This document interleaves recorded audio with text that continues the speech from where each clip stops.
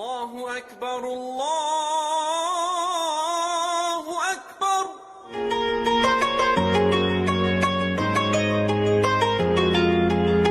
Bagi sebagian masyarakat Indonesia mungkin sudah tak asing lagi dengan kata wakaf. Berasal dari bahasa Arab al-waqfu, yang artinya menahan dan berhenti. Apabila kata tersebut dihubungkan dengan harta seperti tanah, maka harta wakaf yang sudah diwakafkan pemiliknya dilarang dipindah tangan dalam bentuk apapun. Wakaf menjadi salah satu bentuk ibadah sedekah jariyah yang pahalanya terus mengalir sehingga kerap kali diamalkan oleh sebagian masyarakat muslim Indonesia. Biasanya harta benda yang diwakafkan masyarakat berupa tanah untuk kepentingan umat muslim seperti masjid, tanah makam, pesantren, atau yang lainnya. Karena bersangkutan dengan tanah, pemerintah memberikan peraturan khusus terkait ibadah wakaf yang tercantum dalam Undang-Undang Nomor 41 Tahun 2004 tentang wakaf. Meskipun pada dasarnya wakaf adalah urusan agama, namun pada praktiknya juga diperlukan untuk diatur dalam hukum negara.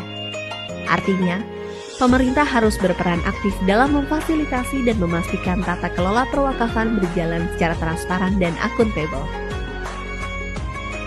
Kementerian ATR BPN selaku leading sektor dalam menjamin kepastian hukum hak atas tanah menggulirkan program strategis nasional sertifikasi tanah wakaf melalui pendaftaran tanah sistematis lengkap untuk menyelamatkan aset-aset umat dan masyarakat. Dengan adanya sertifikasi tanah wakaf, maka akan mengurangi potensi hilangnya tanah wakaf atau hal-hal yang tidak diinginkan lainnya. Melalui sertifikasi ini diharapkan aset-aset wakaf terjaga legalitasnya dan memudahkan dalam pengelolaannya.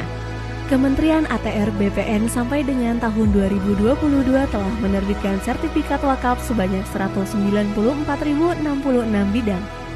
Untuk mempermudah proses sertifikasi tanah wakaf, Kementerian ATR BPN telah menerbitkan aturan terkait pendaftaran tanah wakaf melalui Peraturan Menteri ATR Kepala BPN Nomor 2 Tahun 2017 tentang tata cara pendaftaran tanah wakaf di Kementerian ATR BPN.